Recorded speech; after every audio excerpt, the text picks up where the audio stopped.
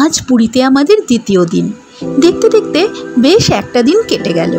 আমরা আগেই ঠিক করে রেখেছিলাম আমরা আজ পুরীর মোহনায় সূর্যোদয় দেখব, আর সেই লক্ষ্যে আমরা খুব ভোরে পৌঁছে গেলাম পুরীর মোহনায়। সমুদ্রের জলে সূর্যের ছটায় এক অলৌকিক স্বর্গীয় দৃশ্যের সাক্ষী হলাম আমরা।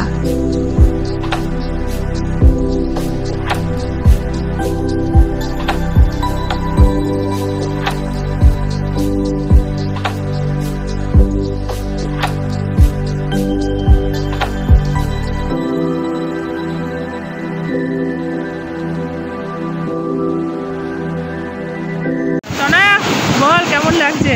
ভালো লাগছে, তাই না? ব্যস্ত শহরে থেকে এইরকম সুন্দর জায়গায় আসলে কি ভালো লাগে। সুনামি সুনামি হয়, কি অবস্থা হয়। সঞ্চিতা কেমন লাগছে? সকালবেলা মোহনায় কেমন লাগছে বল?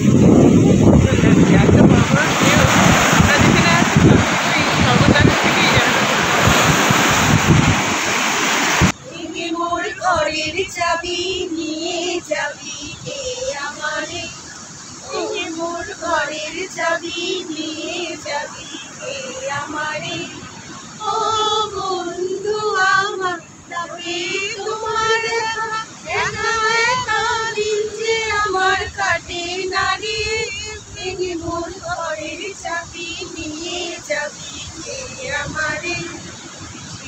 রাত পোহালো বুঝি ওই রবির আলো, আকাশে দেখা দিল গগন পারে। রাত পোহালো বুঝি ওই রবির আলো, আকাশে দেখা দিল গগন পারে।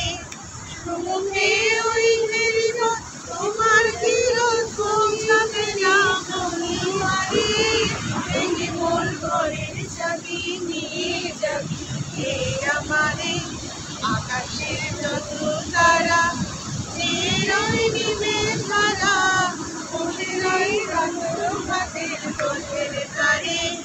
আকাশের যত তারা নিবে তারা, বসে রই রাতের হাতের দোলের তারে। তোমারই দেখা পেলে সকল পেলে ডুববে আমার পাড়া বাড়ি, মোর ঘরের চাবি নিয়ে যাবি কে আমারে। এলো কি বলো রবে, এলো কি সারে সারে, এলো কি বলো রবে, এলো কি সারে সারে। বুঝিবা ফুল ফুটেছে, সুর উঠেছে অরুণ মিনার তারে তারে, ভেঙে মোর ঘরের চাবি নিয়ে যাবি কে আমারে। ভেঙে মোর ঘরের চাবি নিয়ে যাবি কে আমারে, ভেঙে মোর ঘরের চাবি নিয়ে যাবি কে আমারে। এখানে সকালটা ভীষণ সুন্দর, আর এই সমুদ্রের ধারে স্বাস্থ্যকর পরিবেশে আমাদের মনে হলো একটু যোগা করে নিলে মন্দ হয় না, তাই আমরা যোগায় মন দিলাম।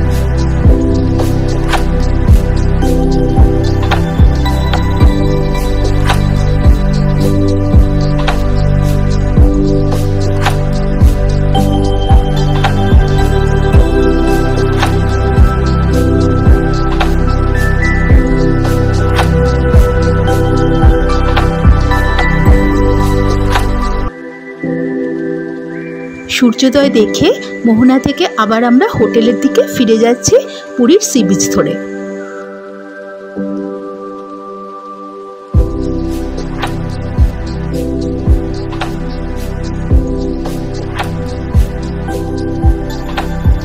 হোটেলে ফিরে ব্রেকফাস্ট সেরে আমরা এবার বেরিয়ে পড়লাম রঘুরাজপুরের উদ্দেশ্যে। আমরা যেখানে ছিলাম সেই হোটেল থেকে রঘুরাজপুরের দূরত্ব প্রায় 18 কিলোমিটার।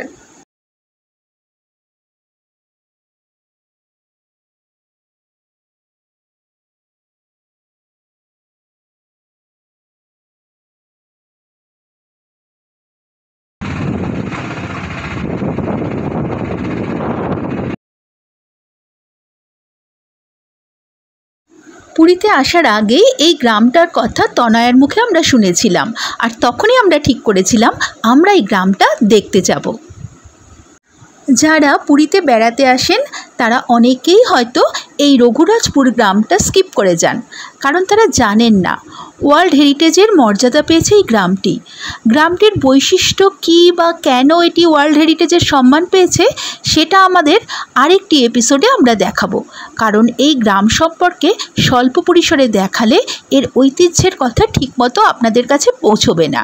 তাই আরেকটি এপিসোডে আমরা এই গ্রামটির সবিস্তারে বর্ণনা করে আপনাদের সবটা জানাবো।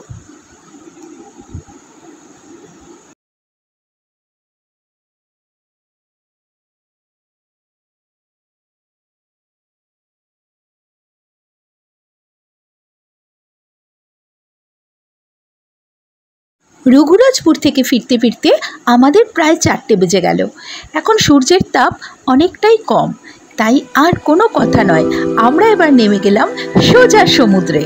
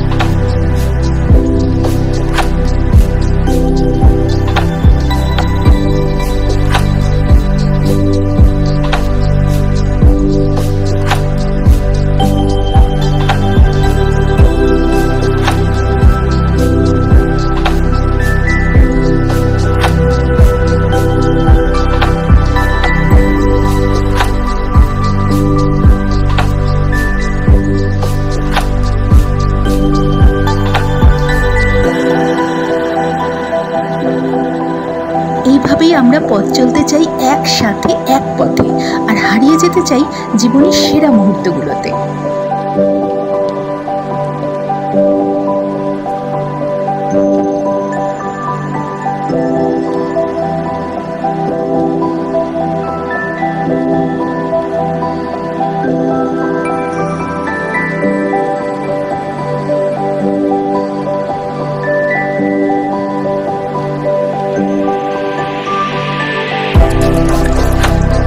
আজ এখানেই শেষ করছি, দেখা হবে আবার আগামী পর্বে। আপনারা দেখবেন তৃতীয় দিন আমরা পুরীতে কি কি করেছি। সবাই ভালো থাকুন, আনন্দে থাকুন।